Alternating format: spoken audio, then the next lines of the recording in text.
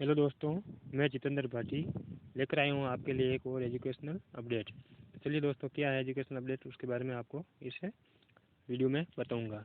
तो जो अभी अभी एक राजस्थान टेक्निकल हेल्पर की जो विज्ञप्ति जारी हुई है, उसका जो विस्तृत नोटिफिकेशन जारी किया गया है उसके बारे में जानकारी इस वीडियो में दी जाएगी। किस प्रकार आपका एग्ज़ाम पैटर्न रहने वाला, किस प्रकार आपको फॉर्म भरना है, क्या आपकी एज रहेगी, क्या आपके एग्ज़ाम पैटर्न में कितने नंबर का पेपर होगा, कितने एग्ज़ाम होंगे, उन सभी की जानकारी इस वीडियो में आपको दी जाएगी। तो वीडियो को अंत तक ज़रूर देखें और अंत में लाइक शेयर और सब्सक्राइब जरूर करें। तो चलिए शुरू करते हैं अपन नोटिफिकेशन के बारे में। तो ये जो नोटिफिकेशन दिया गया है तीनों का एक साथ है। राजस्थान में जो 3 विद्युत कंपनियां, सरकारी कंपनियां हैं, जोधपुर विद्युत वितरण निगम लिमिटेड, फिर है आपकी अजमेर विद्युत वितरण निगम लिमिटेड, फिर तीसरी है आपकी जयपुर विद्युत वितरण निगम लिमिटेड। तो इन तीनों में आपके जो पोस्टों का डिटेल बताई गई है, यानी कितनी पोस्ट किस निगम में दी गई है वो समझाया गया है। तो 3 आपके जो मेजर डिस्कॉम दे रखे हैं जिसमें आपको फॉर्म भरना है। तो ये डिस्कॉम के नाम दे रखे हैं इस पेज में। तो ठीक है, इन तीनों डिस्कॉम के आपके यहाँ पे नाम दिए गए हैं।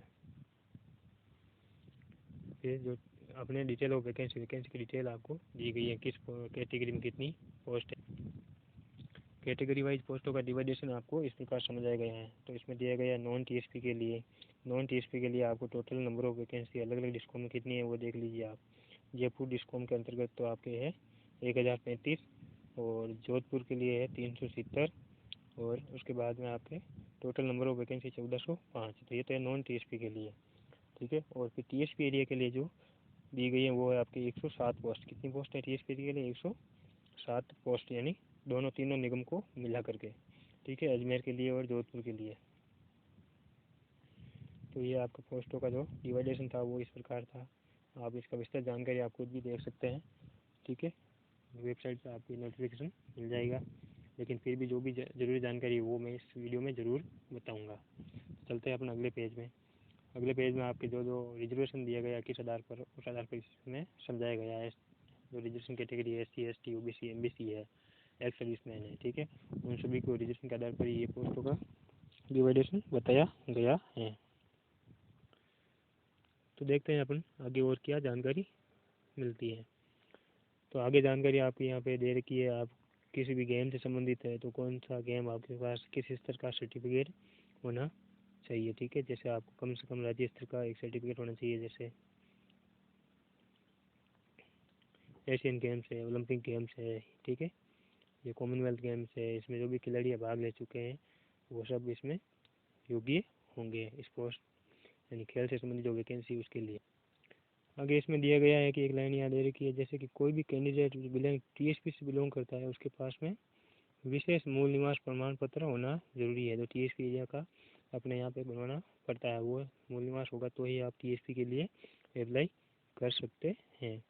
और आगे जानकारी है आपके एजुकेशन क्वालिफिकेशन के लिए। एजुकेशन क्वालिफिकेशन तो आपको पता ही है, जो ITI होल्डर हैं, जो ITI होल्डर हैं, ITI होल्डर में कौन कौन सी ट्रेड, एक तो इलेक्ट्रीशियन, एक लाइनमैन, एक SBA, एक वायरमैन और एक पावर इलेक्ट्रीशियन। इन तीनों ट्रेड के जो ITI होल्डर हैं वो सब इसमें फॉर्म भर सकते हैं।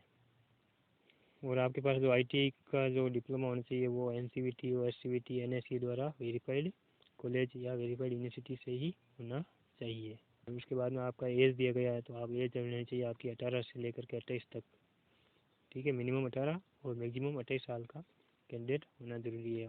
और अलग अलग कैटेगरी को अलग अलग कैटेगरी के अनुसार छूट भी दी गई है, जैसे 5 ईयर की छूट दी गई है SC ST OBC को लिए। ठीक है, और एक्स सर्विसमैन के लिए आपको 50 साल लिमिट कर रखी है। तो ये अलग अलग कैटेगरी के लिए आपको एज रिलेक्शन भी मिलेगा, लेकिन मिनिमम 18 और मैक्सिमम 28 बाकी सब के लिए ज़रूरी है। चलिए अपन आगे चलते हैं। आपके यहाँ पे जो आपको पे मैट्रिक्स बताया गया है, आपको किस प्रकार जो सैलरी मिलेगी उसके बारे में बताया गया है। आपको प्रोबेशन पीरियड होगा 2 ईयर का। ठीक है, 2 ईयर्स का जो प्रोबेशन पीरियड होगा उसमें आपको 13,500 फिक्स सैलरी मिलेगी। और प्रोबेशन पीरियड पूरा होने के बाद में आपको लेवल 4 का जो पे बैंड मिलेगा वो होगा 19,200 पर मंथ है, और उसके बाद में आपकी इंक्रीज होती रहेगी। तो ये थी आपकी सैलरी से संबंधित जानकारी। अब है सिलेक्शन प्रोसीजर, यानी आपका सिलेक्शन जो किस प्रकार होगा। तो सिलेक्शन के लिए आपको एक तो प्री एग्ज़ाम जो फर्स्ट होगा और एक होगा सेकेंड एंड मेन एग्ज़ाम। ठीक है। यानी आपको एक प्री और एक मेन, 2 एग्ज़ाम आपको इसमें क्वालिफाई करने पड़ेंगे। तो प्री का जो सिलेबस मैंने कल भी बताया था वीडियो में, वही रहने वाला है, फिर भी आपको थोड़ी सी जानकारी इसमें दे देते हैं। प्री के लिए आपको जो 2 घंटे का पेपर होगा उसमें क्वेश्चन होंगे 100 और 100 मार्क्स भी होंगे। उसका जो सिलेबस है ये, जैसे जनरल मैथ आएगी और जनरल साइंस आएगी, यानी एलिमेंट्री मैथ और जनरल साइंस 10 नंबर की आएगी, और जीके का अवेयरनेस का जो पेपर होगा वो 35 नंबर का होगा, एंड टोटल 45 नंबर का ये पेपर होगा। ठीक है। उसके बाद में आपको जो टेक्निकल नॉलेज है उसका भी 50 नंबर का आपके ये पेपर होगा टेक्निकल नॉलेज का। और जो 5 नंबर का है, जो इंडिया से संबंधित करंट अफेयर है, जियोग्राफी है, ठीक है, वो आपको पूछी जाएगी, वर्ल्ड और इंडिया से संबंधित वो 5 क्वेश्चन पूछे जाएंगे। उसके बाद में आप जो भी प्री एग्ज़ाम दोगे उस प्री एग्ज़ाम में आपको 10 गुना पास किया जाएगा। कितने गुना? 10 गुना प्री एग्ज़ाम में आपको पास किया जाएगा, और 10 गुना का आपको मेन एग्ज़ाम के लिए बुलाया जाएगा। तो प्री एग्ज़ाम क्वालिफाई होने के बाद में आपका मेन एग्ज़ाम होगा। मेन एग्ज़ाम के लिए आपको 2 पार्ट डिसाइड किए गए, दोनों पार्ट में आपको क्वालिफाई होना ज़रूरी है। तो पार्ट ए होगा आपके, जो कितने होगा, पार्ट ए आपके होगा मतलब 50 नंबर का। 50 नंबर में आपके जनरल साइंस भी आएगी, मैं आपको वापस बता देता हूँ। ठीक है। तो यहाँ पे 50 नंबर का जो पेपर होगा उसमें 5 नंबर की जनरल साइंस, 5 नंबर का मैथ का पेपर होगा, और फिर 30 नंबर की होगी आपके करंट अफेयर की, राजस्थान से संबंधित, कल्चर और राजस्थान, ये राजस्थान से संबंधित होगा। और उसके बाद में आपके 10 नंबर की आएगी वो इंडिया और वर्ल्ड से संबंधित जीके। ठीक है। तो ये हो गया आपके टोटल 50 नंबर का। और उसके बाद में आपके पार्ट बी होगा, वो 100 नंबर का होगा, वो आपके सब्जेक्ट का होगा, यानी आपने जो भी टेक्निकल कोर्स कर रखा है ITI का, उससे संबंधित आपके 100 नंबर के क्वेश्चन उसमें पूछे जाएंगे।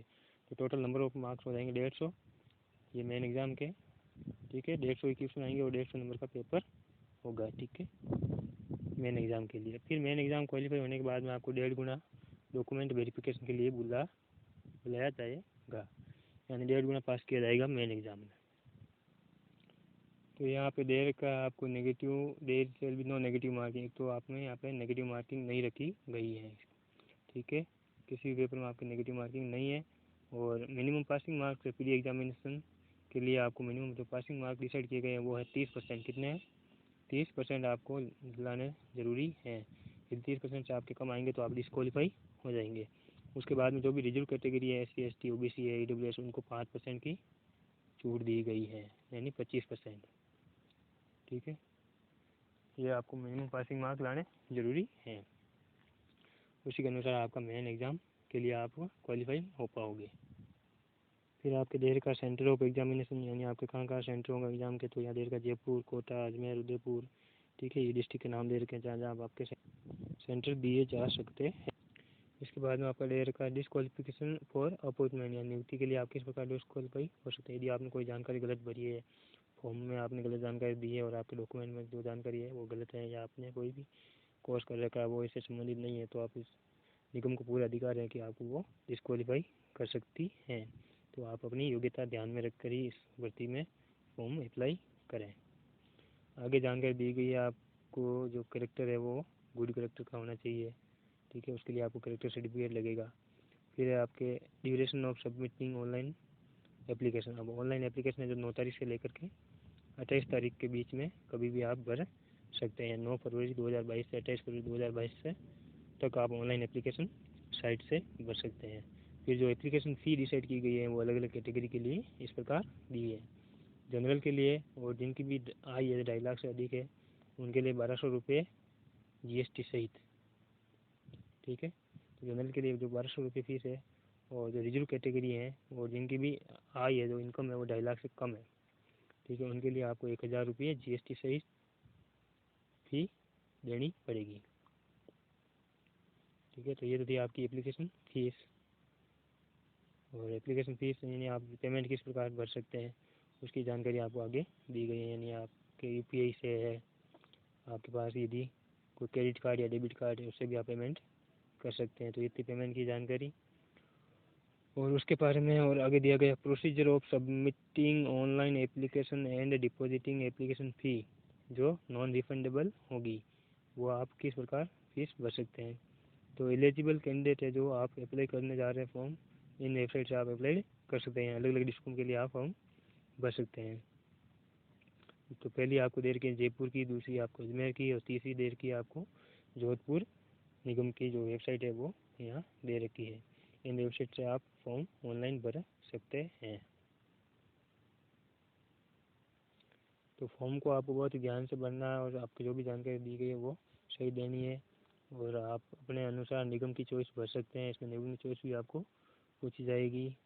फिर आप जो भी है फाइनल सबमिट करेंगे उसके बाद में आप में कोई भी इसमें आप करेक्शन नहीं कर सकते हैं। ये जानकारी इसमें बताई गई है और आपका जो भी फीस है वो नॉन रिफंडेबल है, ठीक है, यानी आपको फीस वापस नहीं की जाएगी किसी भी सूरत में।